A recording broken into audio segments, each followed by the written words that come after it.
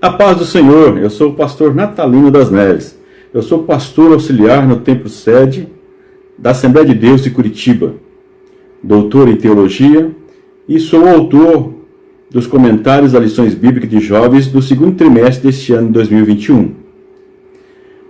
Nesse trimestre nós vamos estudar sobre a primeira carta do apóstolo Paulo aos Coríntios. Nessa carta do apóstolo Paulo, nós vemos uma necessidade mais urgente, devido em especial às divisões internas, que eram intensas e envolvia toda a comunidade dentro daquele ambiente de uma igreja recém-formada, ou seja, 5 anos que ela havia sido fundada, mas os problemas eram muitos. O contexto socioeconômico, cultural, político, religioso da cidade, da sociedade onde estava inserida aquela comunidade, chama muito a atenção e aumenta ainda mais o interesse para nós estudarmos essa carta do apóstolo Paulo. Dentro desse contexto, destacam-se 3 pensamentos preponderantes. O pensamento grego, ou também conhecido como pensamento helênico, onde existia uma grande influência na questão da filosofia, do conhecimento, onde as pessoas davam um valor exagerado ao conhecimento e que era também direcionado para uma minoria da sociedade grega. Vemos também o pensamento romano, o império que herdou do império grego o modo de produção escravista. Escravos sempre existiram, mas os gregos, sob esse tratamento, deram ao escravismo, tornando as pessoas ainda mais desumanas, tirando a dignidade das pessoas e usando-as como instrumento de trabalho e não como pessoa. E as mulheres, como no caso das judias da época do Império Grego, se transformam em fábricas de escravos. E esse modo de produção escravista, ele é absorvido pelos romanos e intensificado ainda. Um império que dominava os povos pela força, o grande poder bélico, e que tratavam com grande crueldade os seus inimigos.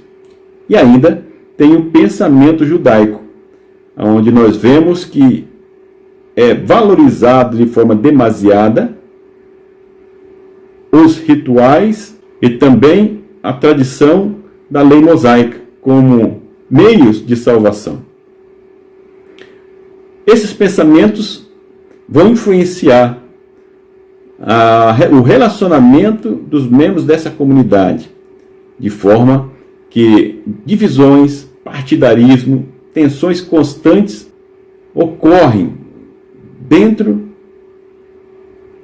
da igreja de Corinto, envolvendo os seus membros. O que chama atenção também ao estudarmos esse trimestre é que as cartas, se considerarmos as demais cartas que o apóstolo escreveu, lhe causam apreensões, preocupações, porque ele fica apreensivo sempre quando ele escreve aos Coríntios com relação a qual seria a reação dos seus destinatários. Preocupado com a obra de Deus, com a manutenção da obra de Deus e com a salvação daquelas almas.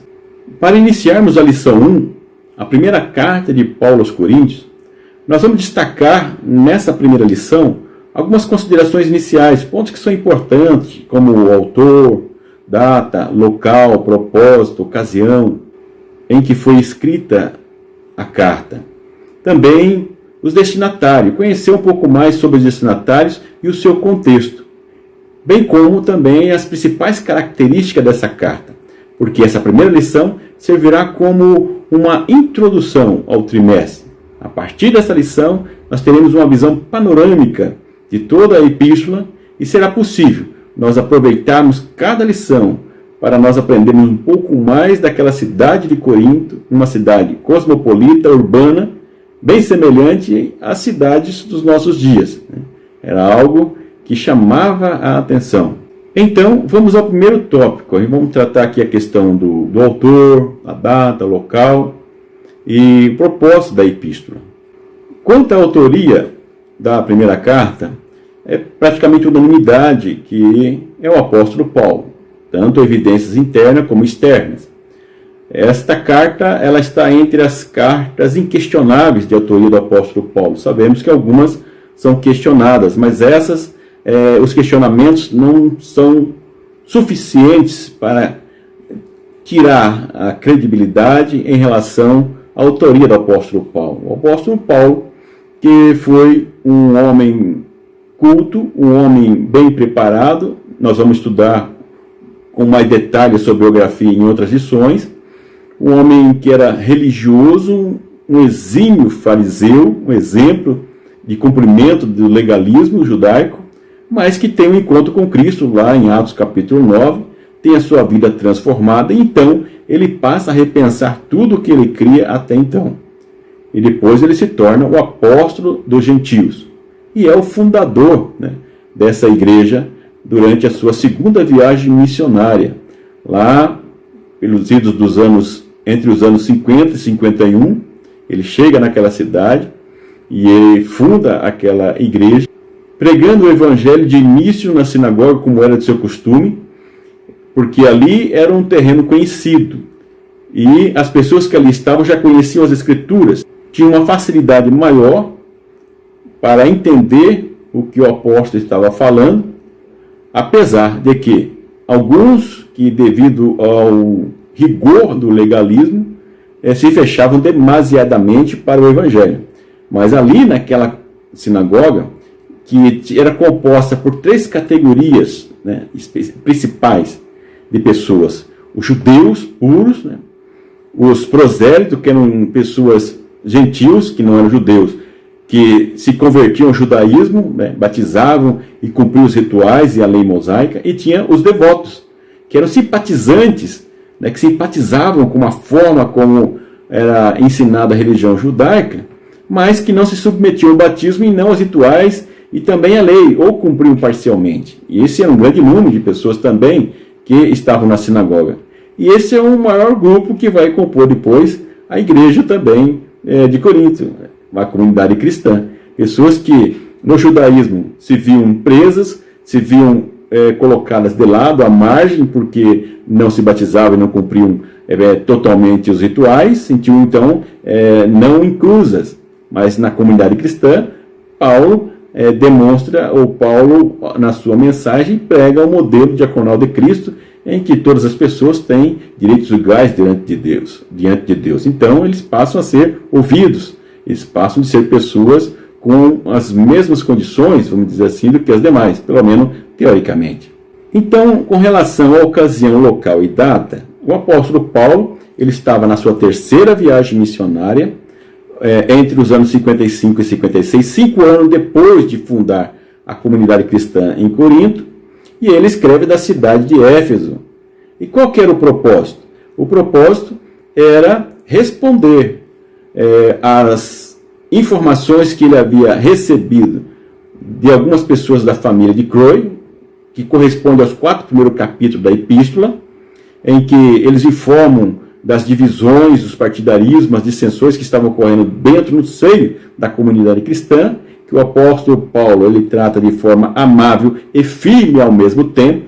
Nós vamos ver isso nas próximas lições, como que ele fala de maneira sábia para chamar a atenção, sem desmerecer aquela comunidade, mas ao mesmo tempo exigindo uma mudança de comportamento.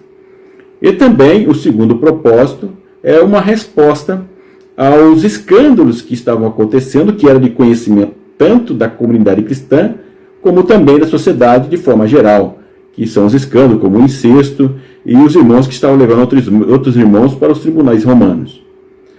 E por fim, nós vemos o terceiro propósito, que é responder às dúvidas dos obreiros da igreja que levam até ele, por questões como casamento, como virgindade, como o divórcio, comportamento nas reuniões, como que deveria se comportar, a participação das mulheres, a ceia, também a questão dos dons espirituais. E por fim nós vemos aí a dúvida a respeito da ressurreição, que nós vamos ver na última lição, que é influenciado pelo esse pensamento que eu mencionei, helenístico, grego, da questão da matéria, do corpo como matéria, e que apreendia ou impedia a alma de se realizar plenamente. Como ficaria na ressurreição? Nós vamos ver isso na última lição. O segundo tópico eu abordo a respeito da cidade de Corinto e os destinatários da carta de apóstolo Paulo. Então, na lição ali está apenas os destinatários da carta. Na realidade, eu acabo ampliando ali a ideia definir quem são os seus destinatários, mas não desconsiderar o contexto onde estavam inseridos. Por isso, eu coloco aí a respeito da cidade de Corinto. Essa cidade em que o apóstolo Paulo chega pelos anos de 50 e 51, entre 50 e 51, é uma cidade que possuía uma faixa de terra, uma circunferência de aproximadamente 23 quilômetros, que era cercada por mares ao lado, né, daquela faixa de terra, e que tinham 2 postos. Por que 2 portos? Porque essa faixa de terra ela era comprida e os navios não iam, eles evitavam de rodear, né, a circunferência daquela faixa de terra, porque naquela região era uma região perigosa para a navegação. Além disso, também ali existia ainda alguns piratas que o governo romano ainda não haviam conseguido extingui-los dali. Então era uma região perigosa em vários sentidos. Qual que era a prática? Tinha um porto de um lado da cidade, recebendo os navios que chegavam deste lado, e que ali eles descarregavam esses navios e carregavam os navios do outro lado para que pudessem seguir viagem. Embarcações menores, eles conseguiam também empurrar por meio de roliços de madeira de um lado para o outro. Por isso, era muito importante e necessário o trabalho laboral, o trabalho braçal ali para fazer esse trabalho, esse serviço, para passar os navios e descarregar os navios. E é por isso que nessa cidade, mais de 2/3 da população era formada por escravos e trabalhadores braçais. Uma minoria era de livres e uma minoria menor ainda a elite. Corinto era a capital da Acaia, uma cidade que chamava atenção. Possuía aproximadamente 23 templos religiosos. Viam pessoas das mais diversas regiões, com as mais diversas culturas, para aquela cidade, porque era um grande centro comercial e chamava atenção. Nesses templos, nós podemos destacar 2. O templo de Apolo, o deus da música, da estética, e em especial o templo da deusa Afrodite, ou Vênus, conhecida pelos romanos, que era a deusa do amor. Nesse templo existiam, ou ao redor do templo, várias prostitutas cultuais, onde o relacionamento sexual fazia parte do ritual de adoração a essa deusa. Por isso que a cidade de Corinto é considerada como uma cidade com uma grande moralidade sexual, porque já fazia parte da própria cultura e da religiosidade. Era uma cidade que era dado muito à promiscuidade sexual, para a bebedeira, dentre outros comportamentos que são contrárias às orientações bíblicas. Para se ter uma ideia, como eu coloco no livro, uma moça, quando se identificava como sendo da cidade de Corinto, já tinha uma grande probabilidade de ser considerada como uma prostituta. Tamanha era a imoralidade sexual naquela cidade. E nós vamos ver durante esse trimestre que isso vai acabar influenciando no comportamento da igreja. A igreja deve influenciar a sociedade que está inserida, e não o contrário. Mas sabemos que não tem como não ser influenciado 100%. Sempre vai ter um impacto. Mas em Corinto estava acentuado demais a influência dos comportamentos da sociedade dentro da igreja. As pessoas continuavam com os mesmos procedimentos. Por isso que o apóstolo Paulo o chama de carnais. Então essa era a cidade, uma cidade evoluída, uma das principais cidades, principal da Acaia, que ali o apóstolo Paulo chegou para pregar o evangelho. O próximo subtópico desse tópico é a respeito da comunidade judaica em Corinto. É importante nós falarmos sobre ela, porque o apóstolo Paulo, sempre quando ele chegava em um local, aonde que ele ia? Na sinagoga. Era um ambiente que ele conhecia muito bem, há muito tempo ele ficou frequentando, e ali ele poderia pregar o evangelho. Em especial porque na sinagoga tinha 3 categorias, né, de pessoas, né? Os judeus mesmo, puro, os prosélitos, que eram gentios, ou seja, aqueles que não eram judeus, que se convertiam ao judaísmo, cumprindo tanto o batismo, a circuncisão e também obedecendo aos preceitos da lei mosaica. Tinha também os devotos, que eram simpatizantes do judaísmo, mas não se submetiam a uma dessas regras, a circuncisão, o batismo ou a lei mosaica, ou cumpriam parcialmente. Então, eram pessoas que ficavam à margem dentro dessa sociedade e que serão no futuro, aqui em Corinto, os membros da igreja, porque eles na igreja veem a possibilidade de sentirem-se incluídos, porque o apóstolo Paulo ele vai pregar o evangelho e demonstrar que nós somos justificados pela fé e não pelas obras, que não há necessidade de cumprimento da circuncisão e também da lei mosaica da maneira que os judeus praticavam. Mas nós vamos mencionar um pouco mais sobre isso também durante as ministrações da aula, falar sobre o Concílio de Jerusalém e assim por diante. É importante que você, professor e aluno de comunical, compre um livro de apoio, porque no livro de apoio eu deixo a mesma estrutura da revista, com várias exceções de alguns subtópicos a mais, mas eu amplio ali os subsídios para cada assunto desse, porque a revista tem uma limitação de caracteres, né? O livro também tem, mas é um número maior e possibilita você trazer mais informações. Tem várias informações a respeito dessa cidade, da comunidade judaica, e por fim a comunidade cristã, que são os destinatários da carta. Então, quem são os destinatários da carta do apóstolo Paulo, a primeira carta? A comunidade cristã em Corinto, a igreja em Corinto, né? Nós vimos aí algumas informações da cidade, da comunidade judaica, mas por fim nós vemos que o apóstolo Paulo ele foi expulso da sinagoga e ele forma ali a primeira, né, reunião na casa de Justo, e a partir dessa vai se formar várias casas que vão fazer parte da igreja no futuro. Dessa forma, a comunidade cristã, que era destinatária da carta do apóstolo Paulo, era formada na sua maioria por gentios, em especial os devotos ao judaísmo que haviam se convertido, e os demais gentios também. A maioria eram pessoas da classe baixa, Paulo deixa claro isso na epístola, mas existiam também alguns que se converteram como chefe de sinagoga, que também se converteu, alguns judeus que tinham um bom poder aquisitivo, mas a maioria era de pessoas de situação financeira baixa ou fraca, escravos, as pessoas que eram marginalizados na sociedade e encontram na igreja um lugar para se ver como ser humano, uma pessoa que tem dignidade. O apóstolo Paulo defende muito isso na epístola. Por fim, no terceiro tópico, a gente vai ver sobre as principais características da primeira carta de Paulo aos Coríntios. Em primeiro lugar, eu abordo a respeito da quantidade de cartas que o apóstolo Paulo encaminhou para a comunidade de Corinto. As tensões e conflitos constantes que existiam naquela comunidade levou o apóstolo a escrever várias cartas para aquela comunidade.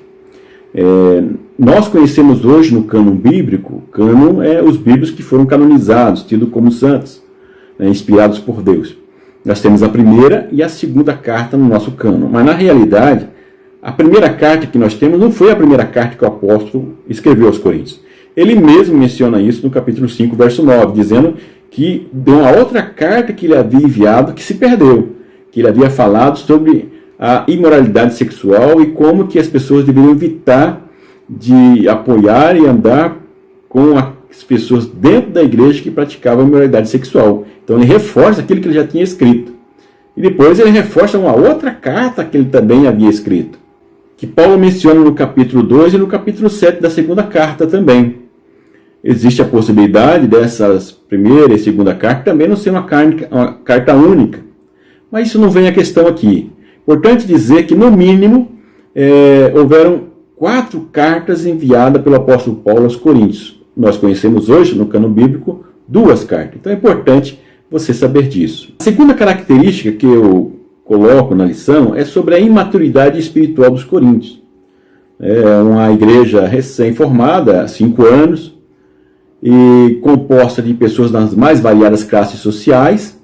Nós vemos que as pessoas de posse, onde na sociedade tinha um tratamento diferenciado, onde os escravos não tinham vez, não eram ouvidos, nem eram considerados como pessoas, mas instrumento de trabalho, na igreja o apóstolo Paulo passa uma informação diferente, baseado no modelo diaconal ensinado por Cristo e nas primeiras comunidades. Ou seja, não existe diante de Deus diferença entre grego, romano, judeu. Não, todos são iguais diante de Deus. Mas nós vemos que o que estava acontecendo na sociedade acaba se replicando dentro da igreja também. E havia uma separação muito grande ainda entre as classes sociais. Isso a gente vai ver que perpassa toda a carta. Paulo deixa claro que os coríntios eram imaturos, porque eles não conseguiam diferenciar o relacionamento que existia na sociedade e a diferença que deveria haver dentro da igreja, no relacionamento das pessoas. E eles continuavam na sua arrogância, no seu orgulho, e valorizando coisas que para Deus não era o essencial, o principal. As divisões internas, como eu disse, ela perpassa por toda a carta. Mas nós vemos que nos 4 primeiros capítulos, elas têm um destaque especial.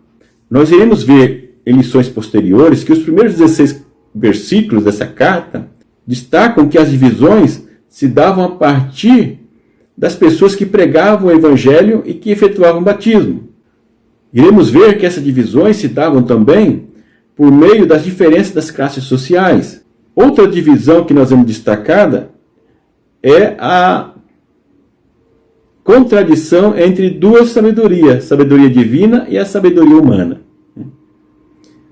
O que era prioritário para o reino de Deus e o que é prioritário para o ser humano. Como que eles viam isso? E outra divisão que é evidenciada no capítulo 4, ela se dá a partir do relacionamento do apóstolo Paulo com a comunidade. Então, esse é um assunto que o apóstolo Paulo vai tratar em toda a epístola, mas ele faz isso de forma amável. Vemos como Paulo vai introduzindo a carta, iremos ver na próxima lição sobre isso, de forma amável, mas ao mesmo tempo não deixa de ser firme, para que houvesse uma transformação de comportamento. Por fim, eu vejo que, como uma chave de leitura, que é o terceiro subtópico, é o contraste entre a loucura da cruz e a sabedoria do mundo. Não vamos falar muito aqui, porque nós vamos tratar isso em lições posteriores. Mas aqui é como que as pessoas viam a mensagem da cruz, que Paulo fala que é a sua principal mensagem. Como que eles viam essa mensagem? A cruz, que era vista como derrota pelos principais pensamentos da época. Os gregos viam os heróis, os vencedores, e não alguém que fosse morto e ficasse sem vida diante de uma cruz. Os romanos, eles viam a cruz um lugar onde estariam os seus inimigos subversivos, aqueles que poderiam colocar em risco o Império Romano. Os judeus viam na cruz quem? O maldito. Era tido como maldição. Em hipótese alguma, alguém que fosse julgado pelo principal tribunal judaico da época. Agora, quando Paulo prega a mensagem da cruz, que ele diz que é o foco da sua mensagem, nós vamos ver uma lição específica sobre isso. Paulo, que teve um encontro com Cristo, tinha experiência do que era a verdadeira sabedoria de Deus, que é revelada por meio da cruz de Cristo. Então, nós vemos que isso vai também passando por alguns capítulos da epístola e se torna uma discussão do apóstolo Paulo com aqueles que estavam causando divisão. Então vamos para as considerações finais. O que foi importante e que deve ser guardado a partir daquilo que nós já falamos? Nós vimos que o autor da carta é o apóstolo Paulo. Ele escreve durante a sua terceira viagem missionária, entre os anos 55 e 56, quando ele estava em Éfeso, 5 anos após ter fundado a igreja, que teve seu início entre 50 e 51 depois de Cristo. Vemos que o apóstolo Paulo tem como propósito responder, né, orientar, a partir das informações que ele recebe da família de Chloe, alguns membros da família de Chloe. Nós vemos que ele trata de assuntos escandalosos que eram de conhecimento da igreja, tanto como da comunidade que cercava a igreja, onde ela estava inserida. E nós vemos que também o propósito era para orientar doutrinariamente a respeito de alguns assuntos muito importantes que ainda não estavam sistematizados e havia dúvida na comunidade em Corinto. Nós vimos também que os destinatários era essa comunidade cristã em Corinto que estava inserida ali. Mas nós vimos também que existia um contexto, né? O contexto da cidade de Corinto. Não era uma cidade qualquer, uma grande cidade. E como que essa cultura influenciou, né, em especial a imoralidade sexual, os costumes religiosos, o tratamento das classes sociais vão sendo inseridos dentro do ambiente da comunidade cristã. E nós vimos, por fim, algumas características que são importantes, que destacam-se na carta aos Coríntios, né? Como as cartas que o apóstolo Paulo havia enviado. Aprendemos que, na realidade, não são somente 2 cartas, mas no mínimo 4 cartas que nós temos. Nós vimos também sobre essa divisão que perpassa toda a comunidade de Corinto, por isso que eles são chamados de imaturos, espiritualmente falando. São pessoas que tinham dificuldade nos seus relacionamentos, devido à cultura que eles haviam absorvido e ainda não haviam conseguido se libertar delas. Então, pelo que você viu, nós vamos ter um trimestre aí que vamos aprender bastante coisa, um assunto amplo, e eu acredito que você, nós vamos crescer espiritualmente, vamos conquistar uma maior maturidade cristã, uma maior maturidade espiritual, estudando essa primeira carta. Então não perca, não deixe de vir à escola dominical, convide os jovens a participar também na escola, quer seja presencial ou online, mas participe. E compre o livro de apoio, seja você professor ou não. O livro de apoio, como eu disse, tem muito mais informação e, acima de tudo, ele trata de um livro bíblico, é uma teologia bíblica, que é um livro que você vai usar durante toda a sua vida cristã, a sua vida evangélica. Esse livro vai servir para você para futuras consultas, né? Então, que Deus continue abençoando você e até a próxima aula.